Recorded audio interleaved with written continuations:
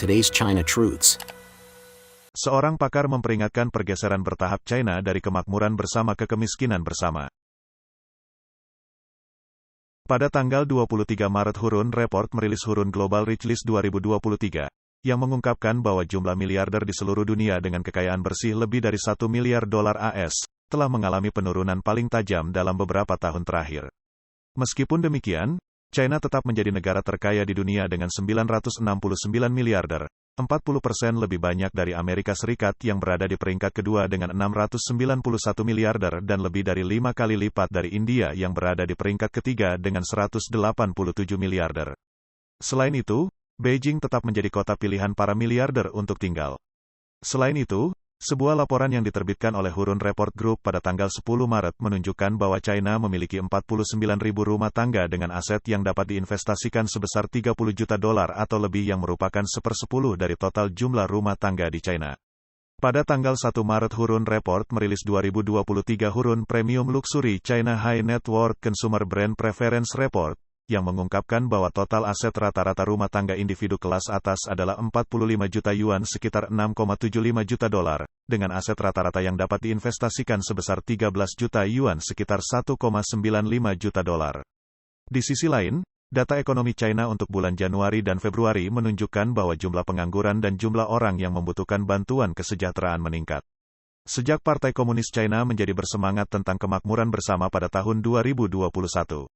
Ini telah menjadi salah satu dari 10 kata kunci teratas tahun ini di China.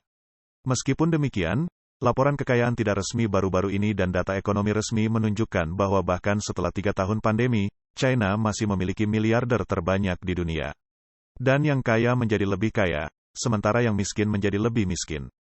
Sementara orang kaya menjalani kehidupan yang lebih mewah, lebih banyak orang biasa yang kehilangan pekerjaan dan harus bergantung pada tabungan atau kesejahteraan mereka untuk bertahan hidup.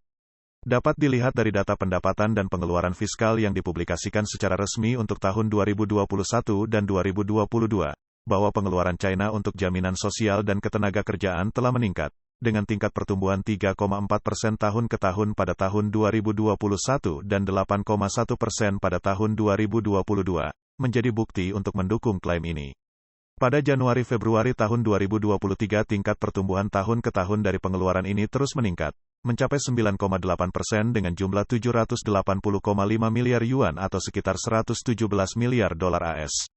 Saat epidemi merebak di China pada Januari-Februari tahun 2020, pengeluaran ini sebesar 612 miliar yuan sekitar 92 miliar dolar AS. Peningkatan sekitar 28% selama periode epidemi 3 tahun, yang berarti lebih banyak orang harus bergantung pada kesejahteraan sosial untuk mempertahankan kehidupan dasar mereka pada tahun 2023. Di bawah pemerintahan PKC, dukungan kesejahteraan yang tersedia untuk publik terbatas. Chongqing adalah satu-satunya kota di bagian tengah dan barat China, di mana pemerintah pusat menjalankannya secara langsung. Di Chongqing, standar tunjangan hidup di perkotaan adalah 717 yuan atau sekitar $108 AS per orang per bulan, sedangkan standar tunjangan hidup di pedesaan adalah 581 yuan atau sekitar $87 AS per orang per bulan. Tianjin, sekitar 120 km dari Beijing, juga merupakan kota madya yang dikelola secara langsung, dengan standar tunjangan hidup perkotaan sebesar 1.010 yuan atau sekitar $150 AS per orang per bulan. Selain itu, kenaikan tingkat pengangguran di China berdampak pada pertumbuhan pajak penghasilan pribadi. Selama 2 tahun terakhir, tingkat pertumbuhan pajak penghasilan pribadi di China telah mengalami penurunan meskipun sempat mengalami kenaikan dari tahun ke tahun sebesar 21% pada tahun 2021, namun turun menjadi 6,6% pada tahun 2022.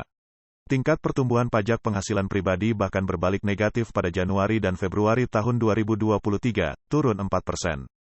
Menurut Buletin Statistik Pembangunan Ekonomi dan Sosial Nasional 2022, yang dirilis oleh Biro Statistik Nasional pada tanggal 28 Februari tahun 2022, terdapat 2,97 juta orang yang menerima asuransi pengangguran pada akhir tahun 2022, yang mewakili peningkatan 380.000 dari 2,59 juta orang yang menerima tunjangan pengangguran pada akhir tahun 2021. Namun, karena hanya 238 juta orang Tiongkok yang ikut serta dalam asuransi pengangguran, banyak penganggur yang tidak menerimanya. Pada tanggal 24 Maret Dr. Lee Song-yun, seorang PhD ekonomi yang telah lama peduli dengan ekonomi China, mengatakan kepada Epoch Times bahwa tingkat pengangguran China telah meningkat dalam 2 tahun terakhir sebagai akibat dari dampak epidemi, serta langkah-langkah regulasi PKC di bidang pendidikan, real estate, dan industri teknologi internet. Masyarakat berpenghasilan rendah di China memiliki situasi pendapatan yang sangat buruk. Hal ini ditunjukkan oleh data fiskal pemerintah China sendiri. Meskipun semakin banyak orang China yang menjadi penganggur, aset perorangan China yang makmur berkembang pesat, sebagaimana dibuktikan dengan meningkatnya jumlah keluarga, dengan tingkat aset yang bervariasi. Jumlah keluarga ultra kaya, dengan aset melebihi 100 juta yuan atau sekitar 15,5 juta dolar AS, telah melonjak lebih banyak daripada jumlah keluarga kaya dengan aset melebihi 10 juta yuan atau sekitar 1,5 juta dolar AS. Yang terakhir ini telah melampaui tingkat pertumbuhan keluarga kaya, dengan aset melebihi 6 juta yuan sekitar 930 ribu dolar AS. Menurut Lee Song-yun, meskipun Xi Jinping menganjurkan kemakmuran bersama, hal ini tampaknya bertentangan dengan kebijakan Deng Xiaoping, biarkan beberapa orang menjadi kaya terlebih dahulu. Di bawah pemerintahan PKC, bagaimanapun, PKC yang memutuskan siapa yang menjadi kaya dan siapa yang tidak. Dalam 3 tahun sejak wabah pandemi, kesenjangan kekayaan di China justru semakin melebar, menjauhkan negara tersebut dari tujuan kemakmuran bersama. Hal ini menunjukkan bahwa kemakmuran bersama hanyalah sebuah slogan. Selain itu, dalam lebih dari 3 tahun sejak wabah pandemi, kebijakan nol COVID PKC telah mengakibatkan penutupan banyak usaha kecil dan menengah. Kontrol PKC atas pendidikan, real estate, dan internet juga telah membuat para pengusaha swasta enggan, dan banyak yang meninggalkan China.